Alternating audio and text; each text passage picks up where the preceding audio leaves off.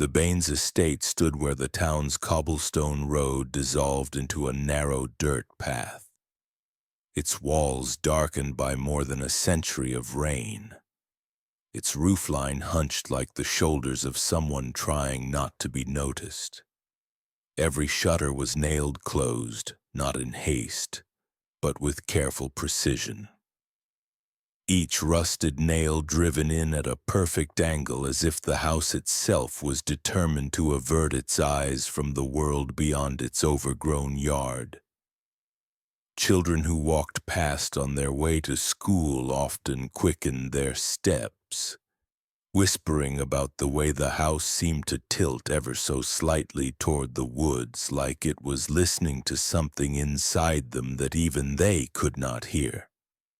Locals called it the house that looked away, not because it was abandoned, but because it seemed to deliberately refuse the gaze of anyone who dared to look too long. No one remembered the last time the front door had opened in daylight. It had become part of the town's landscape of unease, something tolerated but never questioned aloud. Because in places like this, questions were as dangerous as answers. The Baines' name was spoken only in hushed tones, often followed by a quick change of subject. Elias Baines, the last known head of the household, had inherited the property in 1882 when his parents died, under what the coroner described as natural but peculiar circumstances. In the years that followed, records showed a pattern that was impossible to ignore once you saw it. A tinker selling tools, a seamstress delivering fabric, a priest invited to bless the home, a census taker collecting names. All visited the estate and were never seen again. No bodies were found, no complaints were filed, and no one seemed eager to search. The disappearances were scattered enough to escape official notice, but consistent enough to etch themselves into local memory. People convinced themselves the missing had simply left for better opportunities because believing that was easier than imagining the truth. The house itself exuded an air of deliberate neglect. Its bricks were weathered but never crumbling. Its iron gate rusted but functional. The hedges grew wild, yet always stopped exactly 3 feet from the path, trimmed as if by invisible hands. On certain nights, passers-by swore they heard a faint, rhythmic tapping from inside. Not like footsteps, but like the slow, deliberate ticking of a clock wound too tightly. This sound always stopped if you stood still to listen. Even in daylight, the property seemed dim, as though the light thinned before reaching it.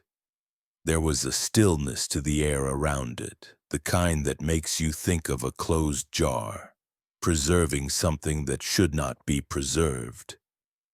The Baines family did not mingle. Elias was seen occasionally in town, tall and clean-shaven, his dark coat always buttoned to the throat. His face carried an expression of polite distraction, as though every conversation he endured was a brief interruption from more important, private work. He spoke in short sentences, often without eye contact, his voice measured like someone reading from an internal script. Margaret Keene, who would later become his wife, was even more of an enigma. A school teacher whose attendance at church and civic meetings was clockwork in its regularity. Her presence pleasant but forgettable. Together they radiated the kind of still, controlled composure that made people uneasy without knowing why. The townspeople never knew how many rooms the house contained, nor what lay beyond its locked doors. There were whispers about a turret room where a light burned long after midnight, sometimes casting an odd green glow through the slats of the boarded shutters. Elias claimed it was for preserving documents, But the smell that drifted from the house on those nights was not of paper or ink. It was briny and metallic like seawater thickened with rust. Older residents remembered how Elias's father had been a whaler, skilled in the art of preserving specimens for wealthy collectors. No one wanted to dwell on how such skills might have been adapted in secret. The Baines estate became a point on the map where stories collected like silt. Some said if you stood at the iron gate long enough, you would feel the faint vibration of something moving beneath the soil. Others swore that when the wind hit the house at a certain angle, the nailed shutters rattled not from the breeze but from something inside pressing to get out. Even the town's stray dogs avoided the property, crossing the street to give it a wide berth. What kept the house untouched for so many decades was not just fear, but the quiet agreement that it was better left alone. The sheriff's office had a drawer of miscellaneous files that included missing person reports tied to the Baines name. But those files had gathered so much dust they seemed part of the furniture. In a town where everyone knew everyone else's business, the silence surrounding the estate was a collective act of self-preservation. Looking too closely at the Baines meant acknowledging that evil could live among them not as a sudden eruption of violence, but as a steady, methodical presence. Something that could grow roots in the dark and thrive without sunlight. As the century turned, the house remained unchanged. Its shutters stayed shut, its path untrodden by guests, its windows fixed toward the shadowed woods. Yet inside, behind those nailed boards and heavy doors, Elias Baines was preparing his life's work, patient as a man waiting for the right season to plant. The town thought the house looked away, but in truth it was watching quietly and without blinking for its next visitor. In the attic of the Baines estate, under a pitched roof where dust settled in layers thick enough to mute the creak of the boards, there hung a single painting. The canvas was larger than a coffin lid, framed in black oak, carved with twisting vines and strange, thorn-like shapes. It depicted Elias Baines as a young man, perhaps in his 20s, standing against a background of storm clouds. The detail was exquisite. The sharp fold of his coat lapels, the glint of a pocket watch chain, the pale skin that seemed almost translucent. But where his eyes should have been, there was only violent absence. Both sockets had been scraped out with something fine and sharp, leaving thin, almost surgical grooves that cut through the paint down to raw canvas. The damage was not crude vandalism, it had precision, as if the removal of the eyes had been the point of the portrait all along. The townspeople knew nothing of the attic or its contents. The portrait had been commissioned, so the story went, by Elias himself during his brief stay in Boston before inheriting the estate. He had sat for the artist across 6 sessions, never missing a single appointment, his expression unchanging throughout. When the painting was delivered months later, Elias refused to display it publicly. Instead, he carried it into the attic himself and locked the door behind him. No one saw it again until after his disappearance decades later, when the boards were pried up and the smell of salt and old varnish filled the air. The eyes were more than a feature to Elias. They were a fixation. From the age of 9, he had collected the glass eyes of discarded dolls, arranging them in neat rows inside a cigar box. His father, a whaler and amateur taxidermist, had taught him to preserve the organs of caught sea creatures in jars of brine. Elias learned quickly that the human eye, when removed and treated correctly, could remain intact for years without clouding. There was something about the sphere, the fragile skin that held its depth, the way it reflected light, that convinced him it was more than flesh. He spoke rarely of religion, but he carried an unshakable belief that the soul resided not in the heart or the brain, but in the vitreous humor, the clear fluid at the eye's core. The portrait was both a declaration and a challenge. In removing the painted eyes, Elias had stripped away the illusion of humanity, leaving behind a hollow that demanded to be filled, not with paint, but with the real thing. The attic, in time, became his private gallery. Alongside the portrait, shelves lined the walls, each bearing identical jars with blackened metal lids. Inside floated human eyes preserved in phosphorescent fluid that glowed faintly in the dark. The light was not bright, but it was enough to catch the reflections of the hundreds of tiny suspended pupils, giving the impression that the room itself was watching. The process by which Elias obtained his specimens was slow and meticulous. He did not kill impulsively. Instead, he observed, studied, and selected individuals who seemed to him wasted in their current lives. The lonely, the forgotten, the itinerant. He believed he was rescuing their souls from decay, transferring them into the eternal preservation of his collection. The extraction was done with surgical care. Victims were sedated, restrained, and treated with a precision that ensured the eyes were removed without damage. He used techniques adapted from whaling. Small curved knives honed for slipping between sinew and bone without severing vital structures until the moment was right. Margaret, by this point, was part of the process. Her role was preparation, calming the victim, administering laudanum, cleaning the lids and lashes before the work began. She understood, or convinced herself she understood, that this was not murder in the conventional sense.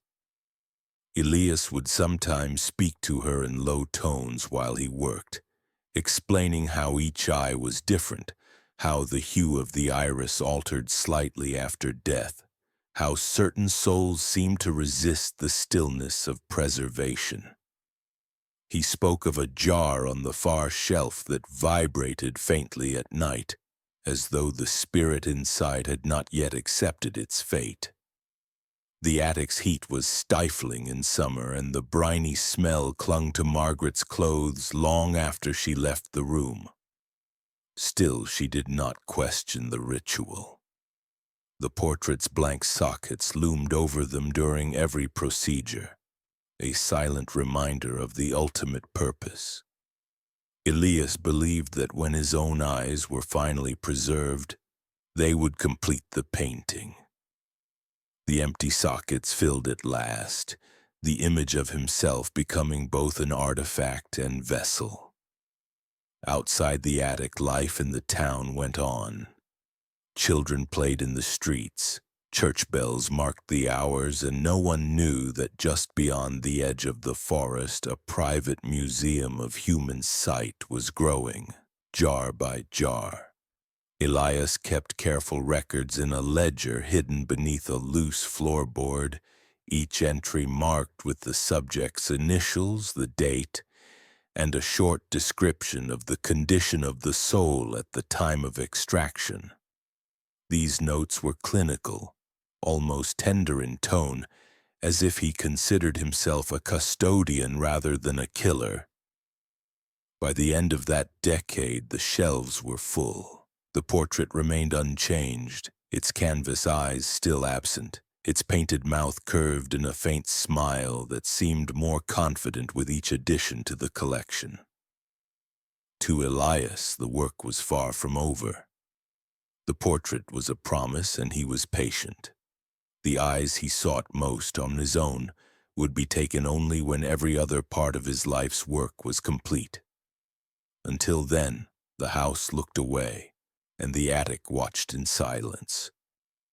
The lantern room sat over the house like a sealed lighthouse, a round chamber of brick and iron where Elias Baines kept his instruments with strict order. He boarded the windows within and without, leaving only vents that breathed a salt smell into the night. When the lamps were lit, a green glow leaked through the seams and made the shingles slick. On a central table, basins of brine cooled beneath canvas-wrapped ice. The water weighed as if mixing weather, while nearby racks held crescent knives, hair-bored needles, and glass pipettes. He set one rule. Nothing sharp touched what it did not mean to touch. Nothing living heard its own name. Victims arrived in long crates padded with straw that smelled of tar and lemon. The journey dulled the mind and softened fear, for he prized quiet. Inside, he greeted them with routine, fastening padded restraints, checking pulse at the throat, wetting lips with laudanum and honey, keeping them awake enough to feel time but not sharp enough to count it. Margaret stood at the washstand with ledger and clock, recording skin temperature, breath rate, and the way each person looked toward the door. Elias lowered the lantern shutters and turned the flame marine green by dusting copper salt on the wick, then set a muffled metronome that clicked like a heartbeat. The eyes were washed with warmed saline. Tiny glass bells guarded the corneas, while cords tied to holes in the bell fixed the head from flinching. He spoke to Margaret about currents and pressure, and then worked with the calm of a man trimming a sail. The first cuts were so small they looked like doubts. Every droplet wickered with thin paper to keep the field dry. When the eye was freed, he lowered it into chilled brine where it rested like a pearl, then closed the lids with unguent so the face looked untroubled, packing the sockets with cotton and pine resin. To him this was rescue, a way to keep the soul from rotting where no one could see it. He labeled each jar with initials, a number, and a note on light, took light easily, resisted light, held light as if angry. Between procedures, he kept them in blind stillness. A padded hood denied shape. Beeswax plugs turned the world into a low C. A tube at the throat delivered water drop by drop, and at intervals he bled a thread of scent. Orange peel, camphor, burnt sugar, so the body learned to think in smells. He learned a person could remain in the between for 9 days without breaking if the rhythm never varied and the room never named them. Margaret lasted longest inside the routine, washing, swabbing, folding clothes the same way every time. She watched only their reflections in the lantern glass and noted how the green light made skin look calm even when veins twitched. The cruelty here was not loud. It was the lesson that the body will accept any patient ruler. And Elias studied acceptance like tides, convinced the vitreous humor remembered horizons and held in salt and copper cold, kept the weather of sight. The lantern room was his climate, and he was its keeper. In winter, the vents breathed fog that clung to the eaves. In summer, the floor waited cool as a cellar. On certain nights, he set a single jar where a flame would live and let the green light pass through the preserved globe and scatter in thin auroras, proof the soul was redirected. She did not argue, but later she scrubbed her wrists with lemon until the skin brightened.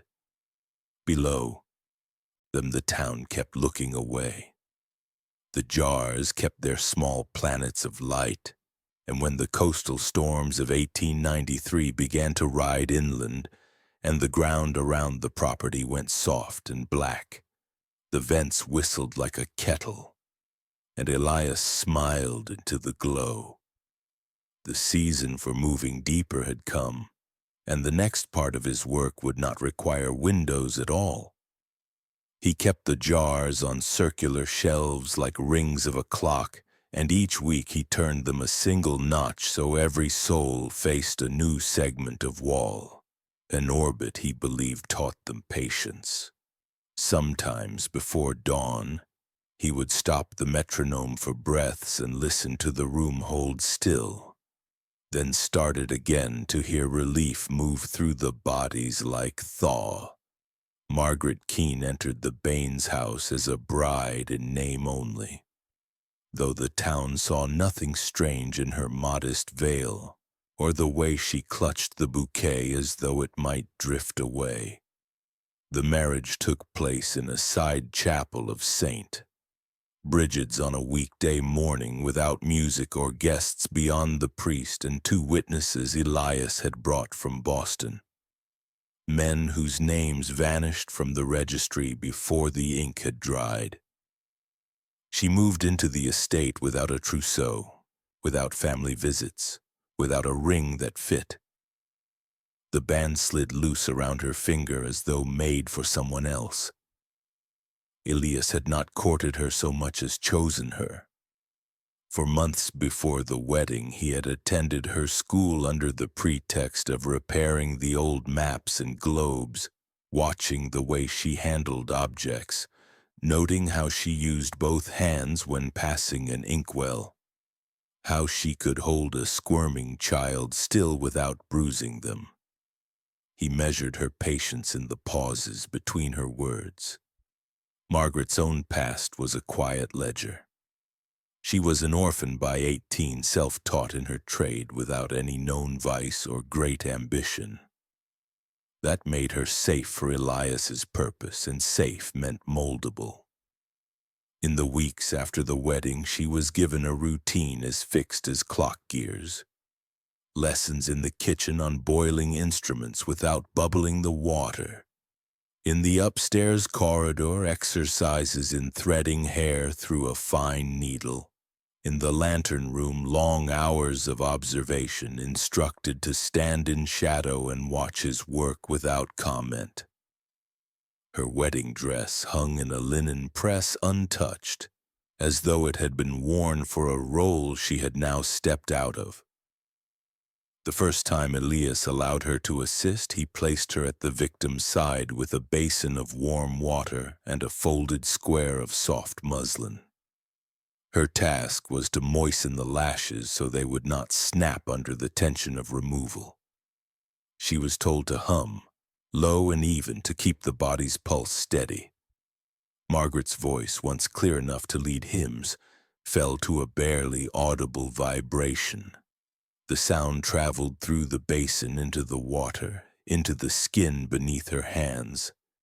The sedation was a mixture Elias prepared himself, laudanum, crushed valerian, and a drop of a tincture so bitter it puckered the lips of anyone who tasted. It had left the victim conscious enough to sense touch but unable to move with purpose, their breath slowing to the pace Elias liked best. Margaret never asked where the victims came from. Some were townsfolk gone missing between the post office and their homes. Others were strangers who arrived on the train and never stepped back onto the platform. Elias insisted that questions would muddy the work, and she obeyed, not from fear but from the dull acceptance that comes when you live under a constant, unbroken rule. At night she lay beside him, his breathing slow and shallow as if he were already asleep inside himself. while she stared at the boarded windows and thought of the children she once taught to read. She began to see their faces without eyes. Within months, Margaret's hands moved with the same economy as his. She could swab a socket without spilling a drop of saline, could stitch the lids closed with a single strand of the victim's own hair. Elias told her the hair was important. It kept the soul's last dreams inside the body long enough for the transfer to be complete. When she asked in a moment of rare will what became of the rest of the body, he simply said that it fed the soil, and that she should never look where the carts went after midnight. She did not look. The marriage existed as a performance for the town, a shadow of normal life. They attended Sunday service together, sat in the same pew, left at the same time each week. People said they seemed content if reserved and envied their privacy. No one saw that the privacy was a cage. Margaret's voice grew quieter over the years until she answered questions with nods alone. The girls in her old classroom, when they passed her on the street, stopped greeting her. They said she looked at them too long, as though searching for something in their eyes. By the third year, she had begun to work without instruction. When Elias brought a victim into the lantern room, she prepared the table before he spoke, set the metronome ticking before he gestured. She no longer hummed to calm them. The silence itself had become the comfort. The rhythm of her days was the rhythm of his work, and whatever part of her had once belonged to herself was gone, pressed flat and preserved like the flowers in the heavy book she kept in the pantry. The blooms were white when they dried. Their colors bled out entirely, but their shapes remained perfect. Elias approved. Every winter solstice, when the snow lay heavy on the hedges and the ground froze deep enough to hide any recent disturbance, Elias and Margaret prepared the dining hall for guests who would never be seen. The ritual began 3 days before the longest night, with the clearing of the long oak table that otherwise stood covered in dust and stacked with unopened crates. Margaret would polish the silver until her own dim reflection stared back from every spoon. Elias would lay out the porcelain dishes, each one with a faint hairline crack that spidered through the glaze like an old scar. There were always 12 settings.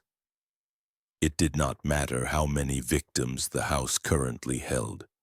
12 was the number the room demanded.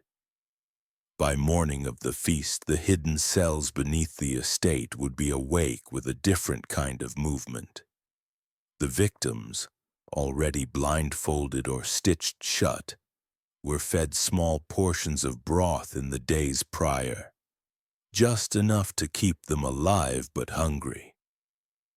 On the solstice night, they would hear the sounds above, the slow drag of chairs, the clink of silver on porcelain, the dull thud of bottles set onto wood. Margaret would carry in the food on wide, shallow trays, roasted meats glossed with fat, apples baked with cloves, thick bread still warm from the oven. The scents would seep through the floorboards and along the narrow channels Elias had carved in the walls to carry them downward. The guests of honor, those bound and hidden, were placed in cells just far enough from the table that they could smell every dish but not touch a crumb. Elias believed hunger sharpened the soul's shape, making it easier to draw out through deprivation. He spoke of it to Margaret as if it were gardening, the way certain flowers produced more color when the soil was denied water, the way sweetness could be concentrated through struggle. He took notes in his ledger while she circled the table with bottles of wine, uncorking each in turn so the air filled with dark, fermented perfume. They ate nothing themselves until the second hour, after the ritual was complete. Elias would serve the first plates to the empty chairs, each one with a careful arrangement of food. He would cut small pieces from each portion and place them on silver spoons, leaving them to cool until the heat no longer rose. Then he would pass them into the narrow chutes built into the corners of the dining hall. The food would slide down into small, locked compartments just within the reach of the captive's hands, but never close enough to grasp. The sound of their fingers scraping the wood, the faint moans of frustration were as much a part of the feast as the food itself. Margaret hated the noises at first. They tangled in her sleep for weeks afterward. But over time she began to hear them as Elias did, not as suffering, but as music. The rhythms were different for each person. Some struck the walls in patterns, others sobbed in low, steady notes. Still others whispered to themselves.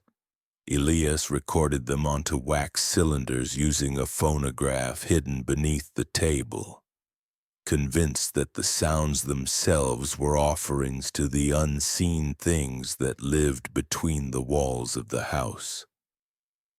The feast would last exactly 3 hours, ending at the moment the clock struck midnight and the solstice began in earnest.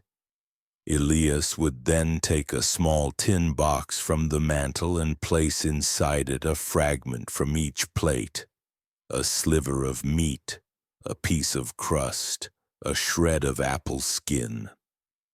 The box was carried up to the lantern room, where he left it on the windowsill to sit in the green glow until dawn. By morning the contents would be gone, though the box remained locked.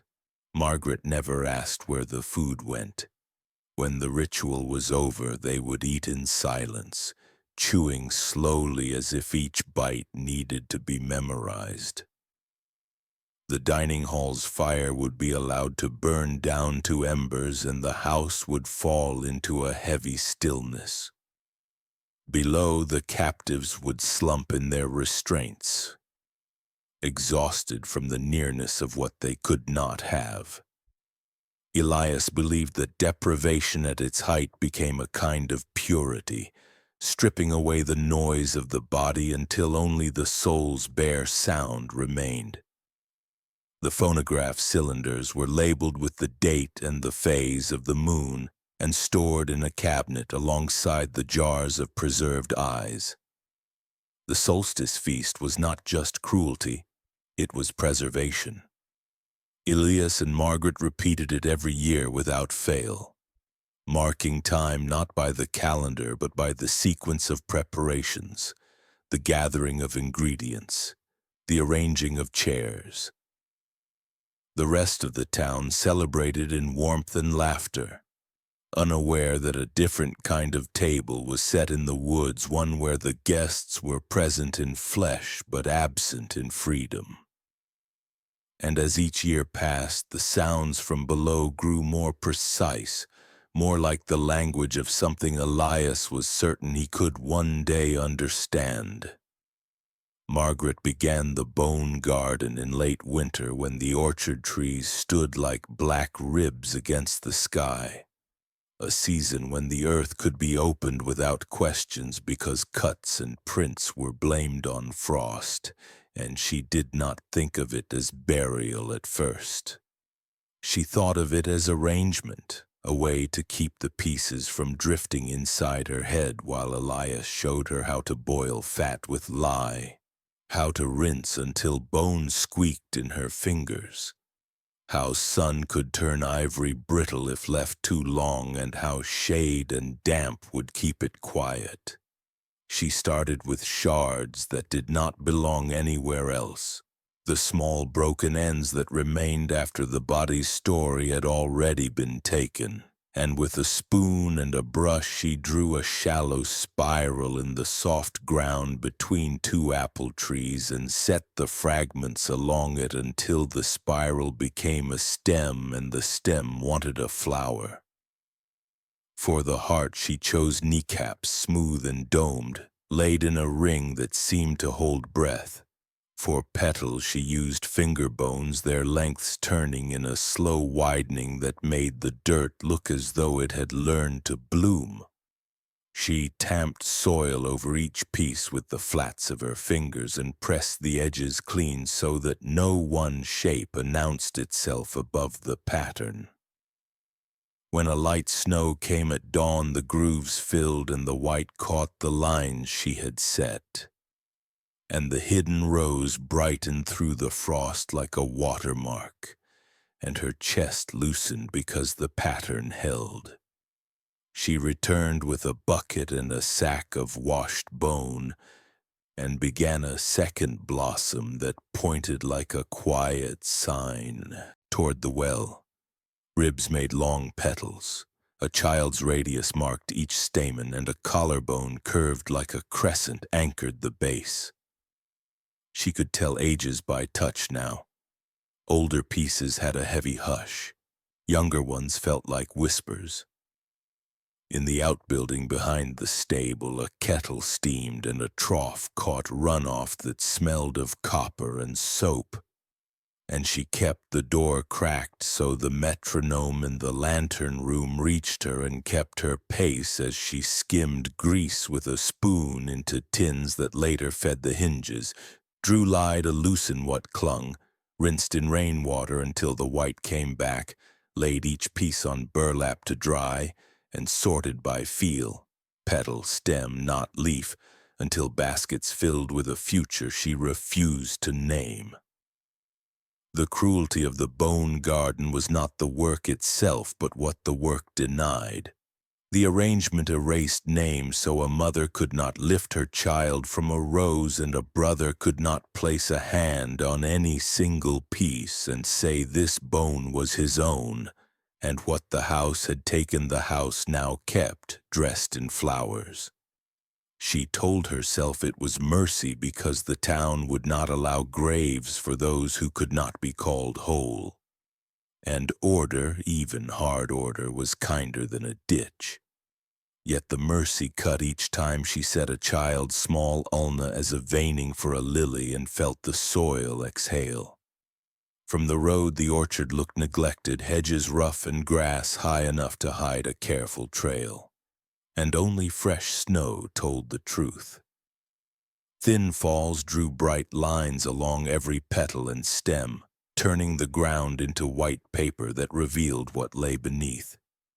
And she counted under her breath as designs appeared in sequence, rose, lily, vine, knot, as if the earth itself were turning pages. Birds landed on ribs like quiet perches and tipped their heads and did not disturb a thing. Elias walked the paths at dusk and approved the spacing as if he were citing a map. And one evening he added a compass at the far edge built from vertebrae set at the cardinal points and capped with stones rubbed from sockets until they shone, saying it would keep the garden from drifting, and she said nothing because she was drifting already and the pattern held her the way a net holds a body.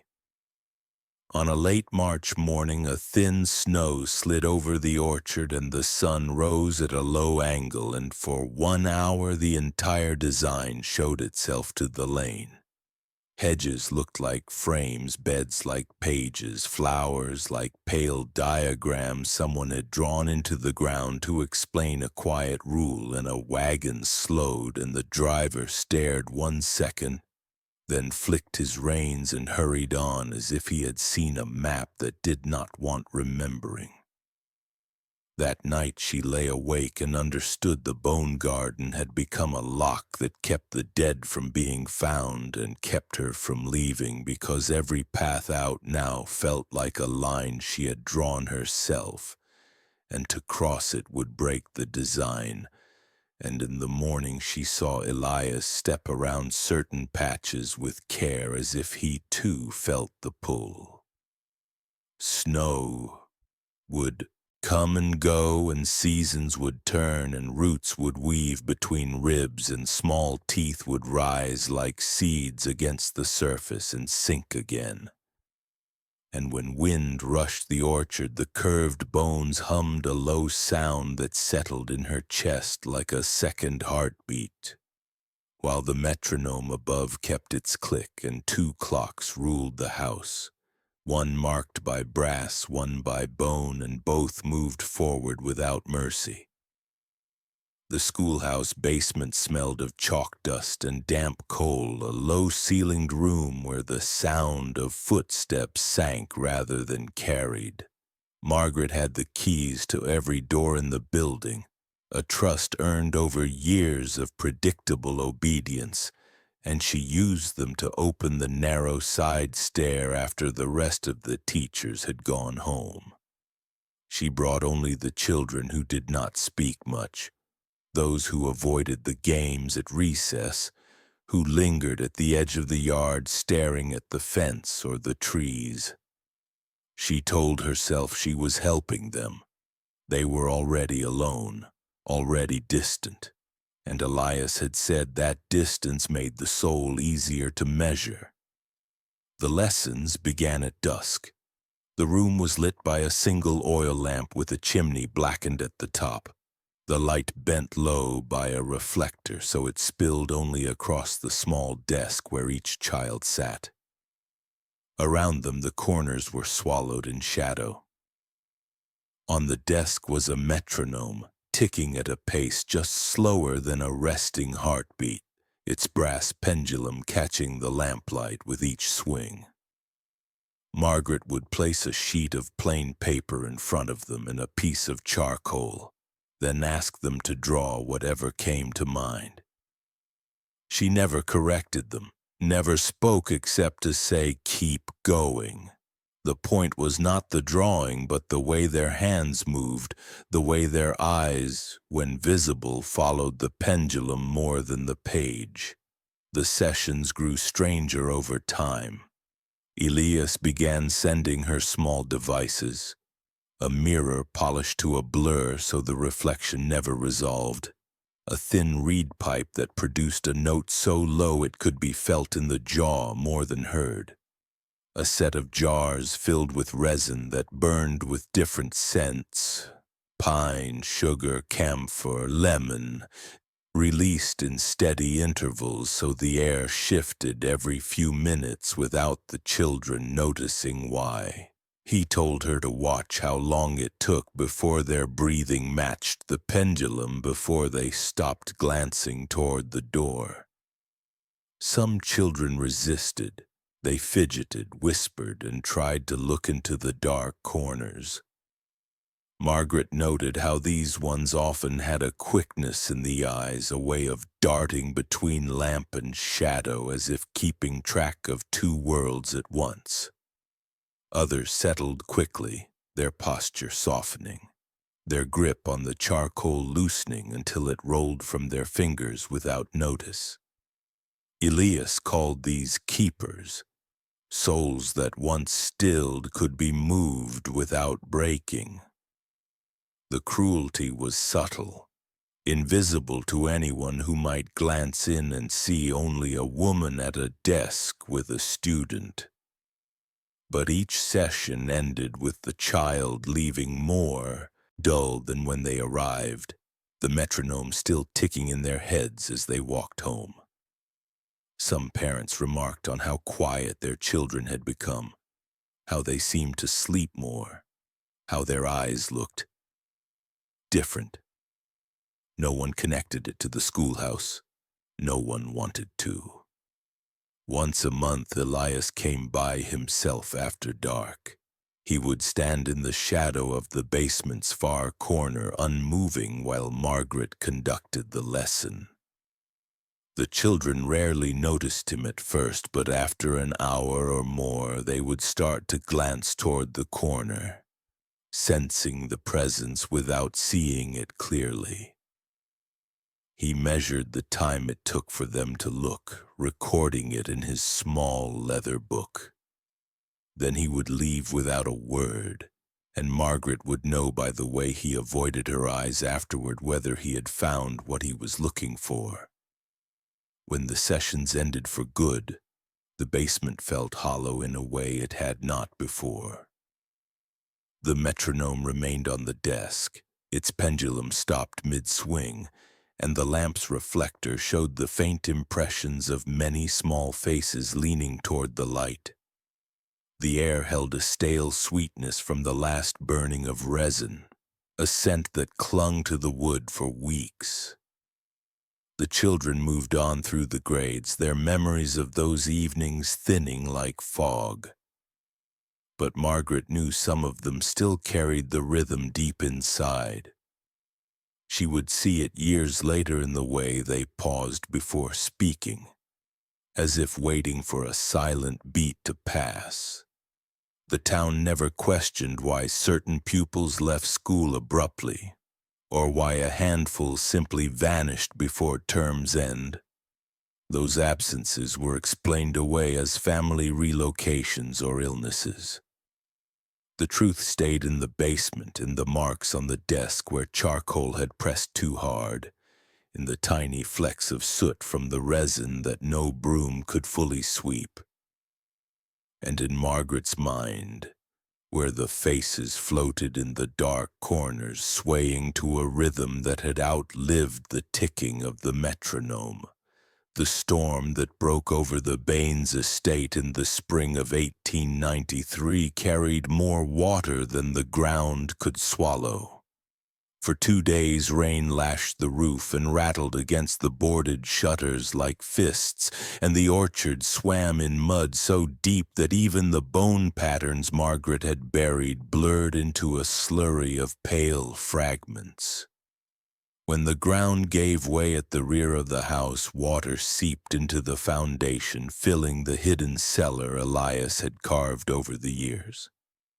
It rose quickly, carrying with it the smell of salt and varnish, and by the time he descended with his lantern, the floor was a black mirror broken by the shapes of floating coffins. They were not wooden coffins, but glass built from panes sealed with pitch, each long enough to hold a body posed with arms folded across the chest.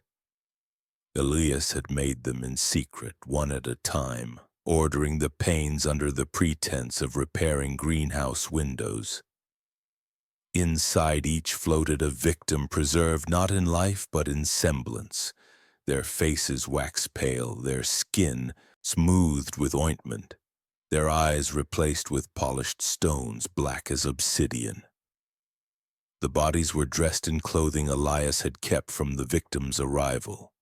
Work coats, travel shawls, shoes still laced, as though he wished to keep them recognizable but not whole. The water turned the coffins into drifting lanterns, rocking gently against one another, tapping like muffled knuckles on a door that would never open. Margaret followed him down the steps, her skirts clinging to her legs in the rising flood.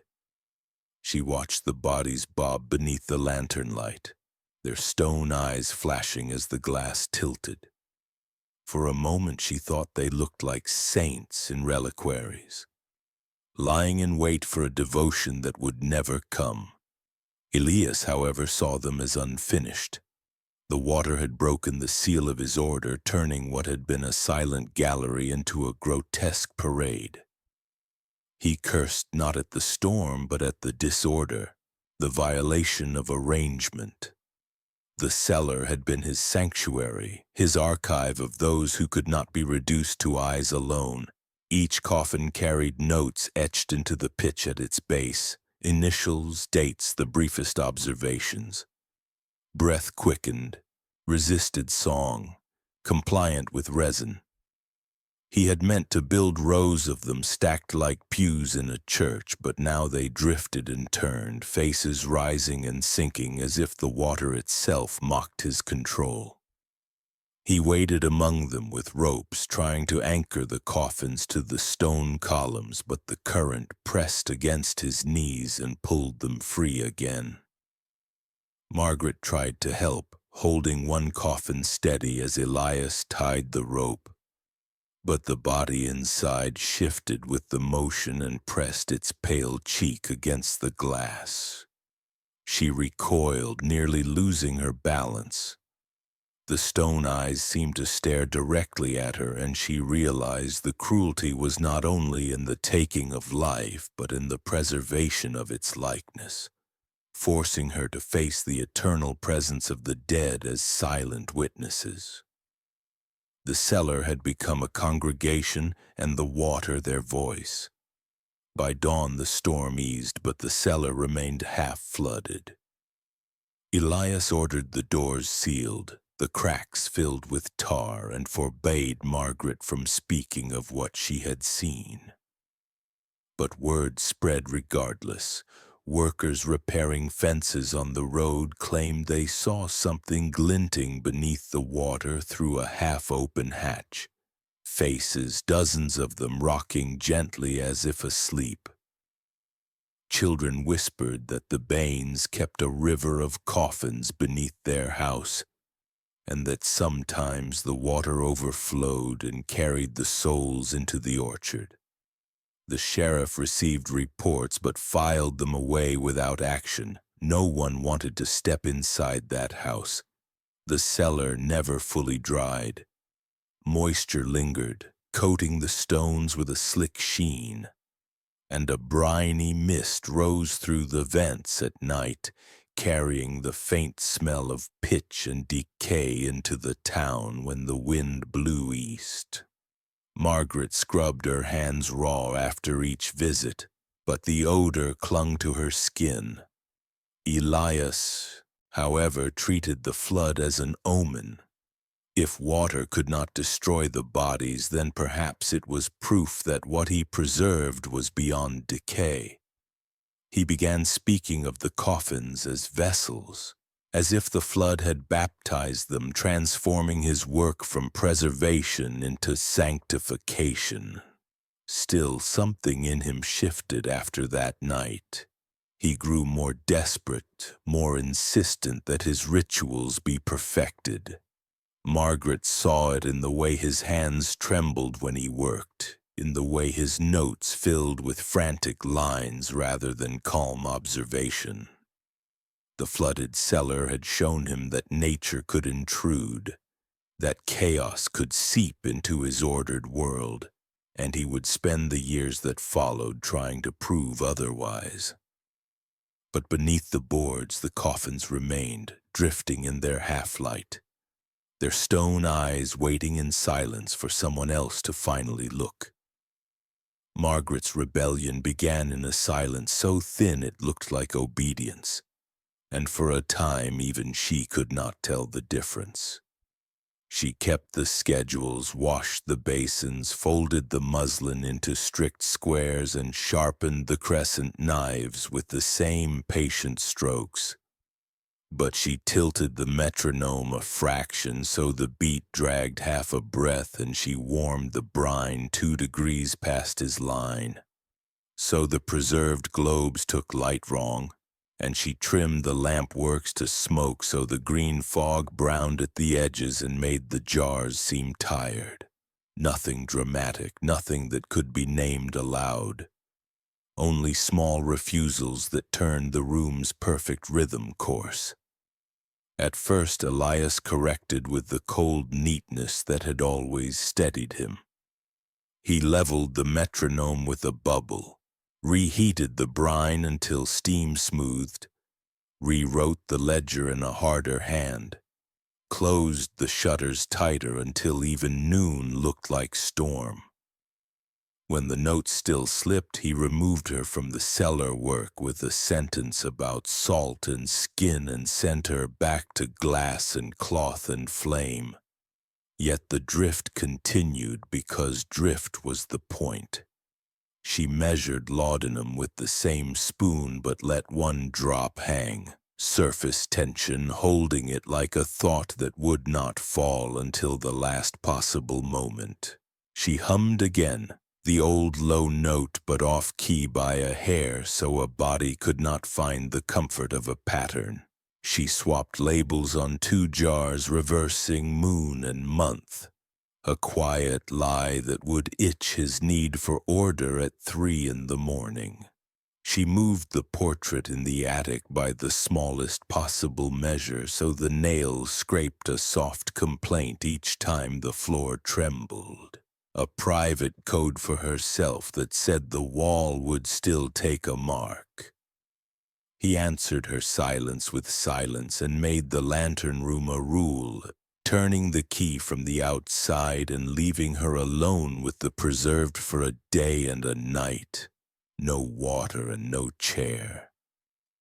The floor cold through her thin soles, the copper-dusted flame steady so the light pressed flat on every surface and denied shadows. The jars ringed her like patient moons, and when she turned, her head 100 pupils drifted a fraction as if to follow. And through a narrow slit he raised by a hidden lever she could see the table below where a crate arrived, straw dark with damp, and the next captive was lifted, mouth open around the wooden bit, the chest rising in shallow effort as he checked the pulse with 2 fingers and set the tools in measured order. Hunger pared her to edges, but it did not hollow her. She counted to keep her mind from buckling. 12 solstice places, 4 orchard rows, 8 pews at St. Bridget's, 3 beats between each of his motions, 1 jar that always hummed after dark, and she rehearsed names she had not spoken in years, the girls from her classroom who had learned to copy letters by the lamplight she trimmed. And she pictured their faces with eyes instead of stones until the rhythm under the floor became a distant tide that could not move her. When the extraction came, she did not look away.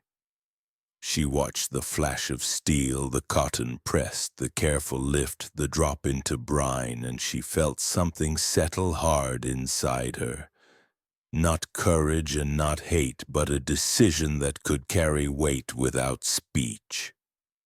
At dusk he opened the door and placed a tin cup of water just inside and stood in the frame so she would have to brush him to reach it. She stepped past without touching, drank 3 careful swallows, set the cup down, and returned to the center of the room. He watched her like a collector testing a specimen for cracks, then closed the door again, and she knew the test had not ended because tests never ended here.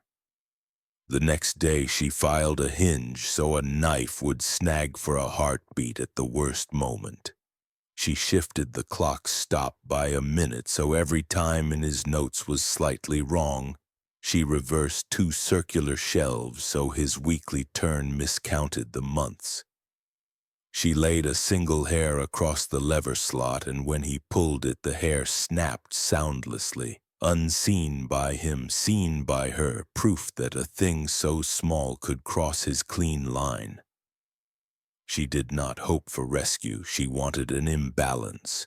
The hairline crack in a calm surface that widens on its own. It was not her that broke the room, not exactly.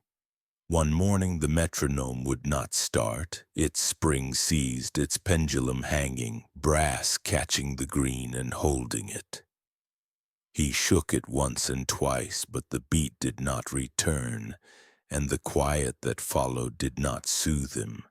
It exposed him because in that stillness his breath sounded human and uneven, and the far cellar drip could be heard again, and the orchard ribs hummed in a wind he could not command. He brightened the lantern to smother the void, and his hands trembled, and she stood very still and let the silence cut. That afternoon he led her from the lantern room to the boarded window in the hall where the west boards bowed a little when the sea wind pressed, and he mouthed a sentence without sound about continuation and house and rule and slit, and she nodded once, not in agreement, but in acknowledgment that the words he owned had no hold on her now. Night fell clean and black, and somewhere beyond the hedge line a cart creaked and men carried long thin crates toward town without torches, and doors were opened with keys that were not theirs while the sheriff slept. She felt it in the floorboards like a tide turning. She lay on the bare planks and waited. And in the last minutes before dawn, when the house paused between night work and day pretense, she understood that the next move would not be hers or his, but the town's, drawn as if by a low sound they could not name, and that whatever came would open more than a door, because once a rhythm breaks in a house like this, it breaks in the street as well, and the quiet that had kept every window shut would not hold through another night without windows at all. The town went dark on a night when wind came in from the coast and the telegraph wires sang low, and by sunset every house had shut itself from the street, curtains pinned, lamps doused, and boards laid across the inside frame so no glass would shine. No order was posted, yet hammers moved in rhythm up and down the lanes, the same slow beat that had ruled the lantern room, and neighbors who barely nodded at the market worked side by side without a word. It felt less like panic and more like an old rule remembered at once, a habit older than the new century, the kind of thing passed by gesture rather than speech. Margaret stood at the upstairs slit and watched darkness fold over the lanes like a blanket being pulled straight, and she knew the blanket had been woven by the same patient hands that kept the jars turned in their slow orbit. Elias had waited for a night when eyes could not look back. He had mapped it for years, tracing the routes between homes, noting where locks had twins, where windows stuck, where the guttering of a lamp would hide a step. He had offered repairs for nothing, and while he planed a swollen door, he pressed the key in wax, and while he fixed a draft, he measured sashes, and while he waited for tea, he counted breaths. He had trained the town without their knowing, teaching them to accept a small instruction here, a suggestion there, until the habit of closing against the wind felt like their own idea. When the first boards went up, he lit the green lamp and opened the vents. Long, thin crates moved through the dark like boats carried by men with covered lanterns, feet soft on the road where ash had been sifted earlier to kill sound. Doors opened to keys that fit too well. A drop of laudanum in a spoon of honey waited by a bed. An ether rag crossed a mouth. An arm was held at the shoulder so the sleeping would not wake in a fall. No glass broke, no latch snapped. No neighbor saw because every window was blind and every breath in the lanes matched the pace of the night. The crates were lined with felt and strapped with padded belts that left no mark on wrists, each lid fitted with a row of hair-thin holes for air and a shallow channel for a trickle of water if the trip ran long. Elias had measured the streets for slope and built the handcarts with wheels that whispered over the ash. He wrote initials in chalk that could be wiped with a sleeve, lifted with camphor slick fingers so no dust stuck to skin, and guided each bearer by the narrow light of a hooded lamp whose wick had been dipped in copper. Margaret knew the 6 chosen houses by the way their chimneys did not burn after supper. She had taught letters to some of those homes once, and had marked the crooked lines of children who now slept in married beds. She watched the crates pass beneath the orchard hedge and felt the bone garden hold its breath. In the houses left behind, clocks kept time. A kettle cooled on a trivet. A shirt lay half-folded on a chair. There were no overturned stools, no scuff of a heel at the threshold, only a faint sweetness at the doorframe where resin had burned the week before to teach lungs the scent that would guide them down. That was his other craft. Not just keys for locks, but keys for bodies. He had learned that a person who had been trained by scent would follow it even in sleep, that a breath marked with lemon would draw toward lemon again. He left a smear of the same bitter on each rag, and the sleeping leaned into it as if into a familiar hand. The sheriff sat in his chair with a ledger open and a pencil laid across it, and did not rise because the night had told him not to. The bell rope at St. Bridget's hung still. The wires on the road hummed as if the sea had climbed into them. At the estate the hall was empty and clean, canvas laid so mud would not stain, and the stair down had been unlatched. Elias marked the hour by the beat of the town and set the metronome on the landing, not to hear it but to know that the measure of his work was larger than the room. Margaret stood beside a shutter and thought of the basement in the schoolhouse where the children had matched their breath to brass. And she felt the same matching now. A whole town pulled to one slow inhale. Men carried the last crate by moonless light and left no shadow. The orchard ribs gave a low hum and were still. The vents breathed in, and the green thinned to a pale ring around the stair.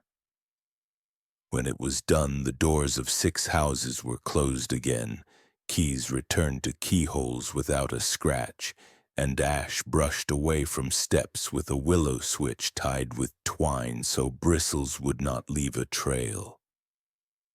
The streets were clean by the time the first lamp was lit for the morning fire. At dawn there were 6 empty beds and no broken locks. There were bowls on tables with the last of the broth dried at the lip, a folded shawl on a peg, a letter with its seal uncracked, a good shoe waiting for one that would never be laced. People spoke in low voices that said they must have gone early to tend animals or to help a cousin or to fetch a parcel from the station, and they did not step to the Baines lane because the habit of not stepping there was older than any kin call.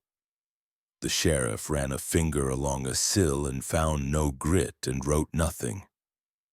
Elias washed his hands in cold water and dried them on a cloth Margaret had boiled and pressed flat, and he set 6 neat marks in his ledger beneath a line that read night without windows.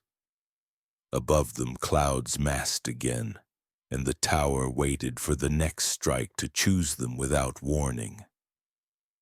The storm that struck the coast in late autumn came with a violence the town had not seen in decades. Lightning tore through the sky in white veins that cracked the dark wide open, and thunder rolled low and long enough to shake crockery in cupboards. The Baines estate bore the brunt of it, the high turret where the lantern room sat rising like a target above the trees. Margaret had lit the copper-dusted lamp hours earlier, and the green glow pulsed steadily through the boards, but when the bolt hit, it struck the iron spire dead center. For a moment the house itself seemed to convulse.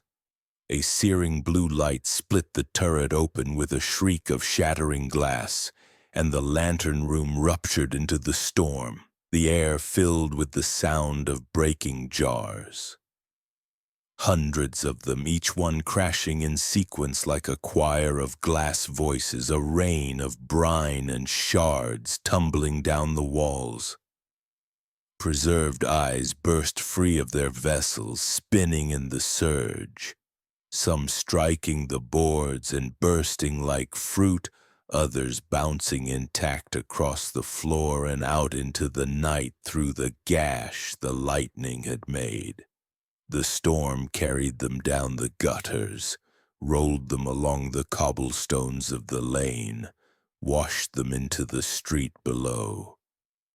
Townsfolk huddled at their windows and saw them scatter in the lightning's flash, small white spheres glinting in the gutters, staring up from the mud with their stone-black pupils.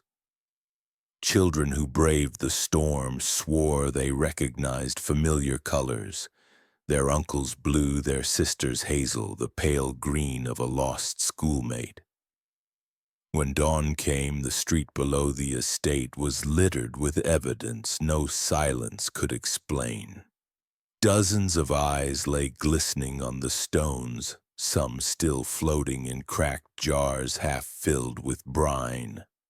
The sheriff himself picked one up with a handkerchief, and his face went ashen when he recognized the iris as the same shade his own mother had carried. No official statement was made, but fear traveled faster than words. Neighbors gathered in knots, whispering about the true contents of the Baines house, about the faces that had gone missing and now seemed to be returned in pieces. Mothers pulled their children inside. Fathers bolted shutters not to keep out rain, but to keep out memory. Inside the house, Elias did not rage. He moved with measured steps through the wreckage, gathering what he could, hands bleeding from glass cuts he did not dress. He salvaged the unbroken jars, rearranged what was left, set the metronome upright, though its pendulum no longer swung. Margaret watched him move, his face blank as if he were cataloging loss the way others counted coins. He whispered once, just loud enough for her to hear, that order can be restored, but even he must have known the truth. The lantern room had collapsed. Its contents spilled into the open world, and the silence that had shielded them for years was now broken beyond repair. That night the house smelled not of brine, but of smoke. The lightning had charred the rafters, and the boards hissed as water seeped through. Elias dragged heavy trunks into the hall, filling them with ledgers, tools, and what jars he could save. He moved with the desperation of a man who felt time pressing at his throat. Margaret, however, felt something else, a loosening. She had been bound to the rhythms of the lantern room, to the tick of the metronome, the steady glow of the green lamp. Now the rhythm was broken, the glow extinguished. She stood in the wreckage and felt for the first time in years a silence that was not imposed but natural, a silence that belonged to her. The townspeople gathered at the base of the estate by lantern light the next morning. They did not storm the gates, but their presence was louder than shouts. They stood in clusters, holding up the jars they had collected from the street, whispering the names of those who had vanished, pressing the evidence into the sheriff's hands. Yet by evening the sheriff declared the matter closed, citing storm damage and confusion. The people knew better, but fear still ruled. None dared enter the estate. None dared confront Elias directly. The silence was fraying, but it had not yet been torn apart. By the third day, the lantern room stood hollow, a crownless tower gaping at the sky. The rain had washed away much of the brine, but the smell lingered in the soil, sharp and metallic.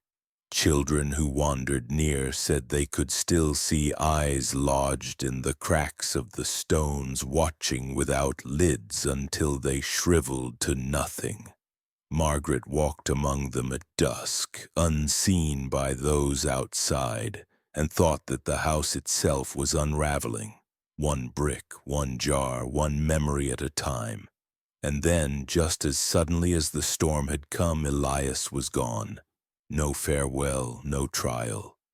One night he climbed the broken stair, gathered the last of his instruments, and vanished into the dark. Margaret awoke to an empty bed, the house breathing in shallow groans as though relieved of a weight. The estate was left hollow, but its scars remained visible to anyone who dared to look. And in the street, the townsfolk began to whisper with voices louder than they realized. Perhaps the house had never looked away at all. Decades later, when the road crew came to widen the lane, the turret still split and the hedge grown wild. Frost drew white lines through the orchard and made shapes rise from the soil. A surveyor called others over because the curves looked like flowers that should not be blooming. In cold, and men stood back with shovels held low as if they had startled a sleeping thing. They scraped the crust away and found ribs laid as petals, finger bones set like veins, kneecaps arranged in rings, a design too patient for chance. The sheriff arrived gray and careful. An old woman at the fence whispered that snow had shown these before, and statesmen in spectacles said arrangement itself was evidence when names were gone. Burlap lifted with the soil, and beneath it bones lay clean, not shattered by time, but washed and sorted. Ribs pointed toward a compass of vertebrae, and a single collarbone curved like a crescent at the base, holding the stem, while tiny teeth made pale seeds along the edges where roots had pressed and lifted and settled back again through seasons of quiet. The anthropologist spoke low about lye and heat and long rinses, about fat skimmed into tins and hinges fed by the same grease, and he showed resin in the pores. The care was a second cruelty without saying the word because it denied families any hold to claim, and the field held its order even as shovels tried to break it. From the tree line they uncovered buckets, hair threaded through a needle and a ledger scrap smeared with brine. A camera clicked. Chalk traced the flowers, and a clerk wrote Bone Garden on a card. Though his hand shook, the words feeling like an accusation the orchard had waited years to deliver into open air where denial could not swallow it again. In the house, a cabinet held wax cylinders wrapped in muslin, labels inked with dates, and a neat word that returned, feast.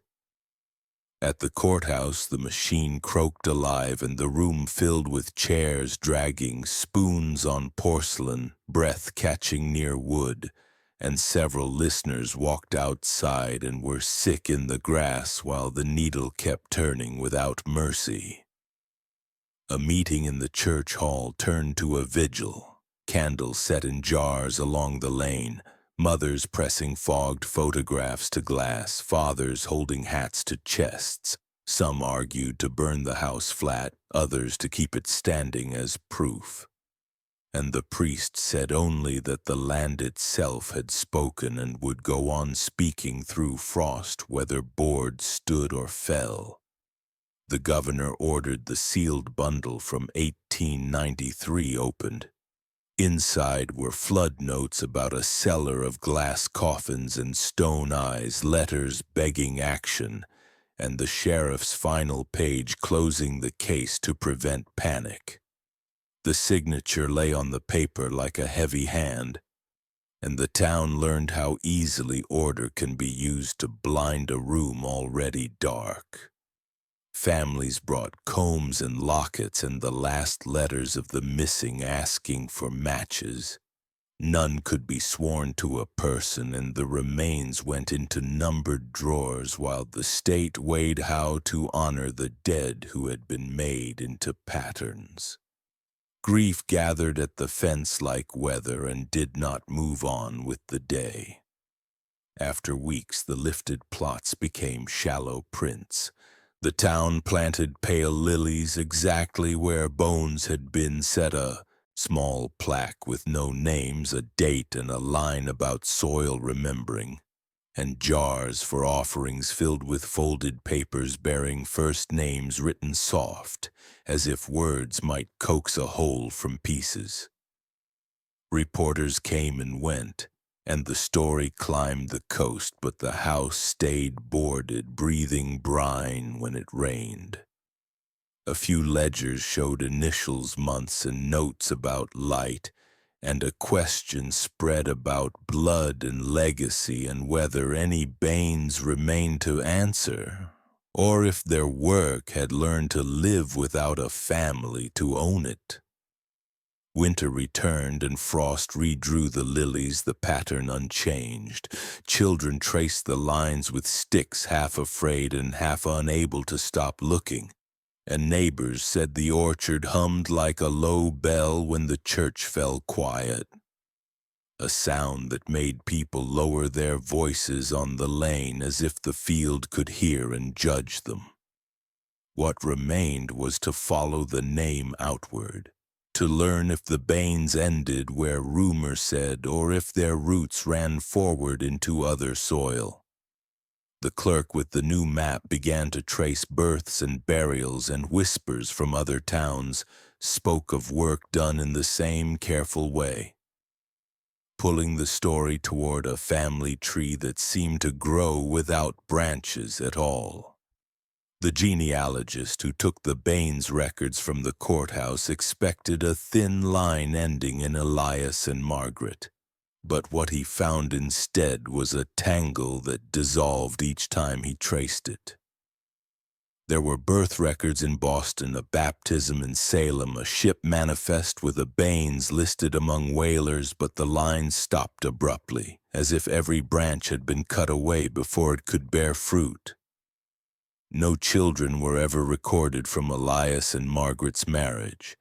No nieces or nephews visited the house.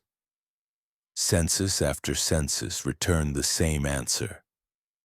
The Baines name survived only within the walls of that estate, a tree whose limbs had been trimmed back to a trunk standing alone in shadow. And yet the work had not died with them. Across New England, archives began to yield cases of disappearances with strange details. An eye missing from a corpse left in the woods, families reporting a faint smell of brine in bedrooms where loved ones had vanished, wax cylinders of moans discovered in abandoned attics. The handwriting in certain ledgers resembled Elias's neat script. The careful notations about light and breath and silence were copied in margins as though students had followed a master's lesson. Scholars argued whether these were imitators or whether some fragment of the family line had scattered seeds elsewhere. The thought unsettled the town more than the orchard ever had. It meant the house might have been only the beginning. The memorial raised on the orchard's edge bore no names, only blank plaques arranged in a circle like the petals Margaret once carved in bone. At its center grew a young tree planted in soil sifted from the bone garden, its branches stark against the sky. People came to leave offerings, coins, folded prayers, scraps of ribbon. But what unsettled visitors most was the stillness. Birds avoided the branches. In winter, the tree's shadow seemed darker than the day allowed. Mothers brought their children and whispered warnings that evil grows when silence waters it, and silence was what had allowed the Baines to thrive. The state inquiry concluded with words meant to calm, that Elias and Margaret had left no heirs, that the crimes ended with their house. But the unspoken truth lay heavy. In Boston, a preserved jar appeared in a pawn shop, its fluid glowing faintly in dim light. In Hartford, a child recalled being made to follow a metronome in a basement lesson that smelled of resin. In Providence, investigators uncovered a garden bed where small bones had been arranged in a crude spiral. Each discovery pointed back toward the same pattern: order disguised as care, cruelty wrapped in ritual. The branches had been cut, yes, but roots had slipped underground. For the town of Bellerose, the Baines estate became both curse and warning. School teachers lit lamps in pairs so no room fell into single light. Neighbors left windows unboarded even in storms, fearful of repeating a night without windows. And every winter solstice, candles were set in the street not as offerings but as a guard against the feast once laid in silence. They understood now that evil does not always roar into life. Sometimes it grows in neat rows, jar by jar, note by note, until it can no longer be hidden. The lesson was not that the Baines were monsters apart from humanity, but that they wore its face too well, that a smile and steady hands can cloak a cruelty beyond imagining. The philosopher who spoke at the memorial said the Baines had taught a terrible truth, that evil thrives best in quiet rooms, in spaces where no one dares to name it. He told the crowd that every silence is a soil, and what is planted there depends on who holds the seed. Some wept, others turned away, but all knew the truth had been spoken plainly. Today the estate is gone, burned after a final storm split the remaining beams.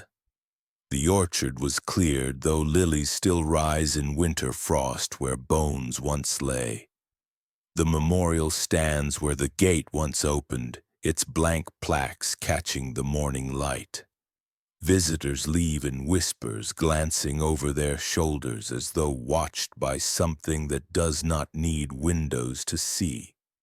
And as the narrator's voice falls, the story leaves a final question behind. If the Baines tree had no branches, then how do we explain the echoes still found in towns across New England? Were they imitators, or was the soil itself carrying the seed forward? What do you think? Could this happen again?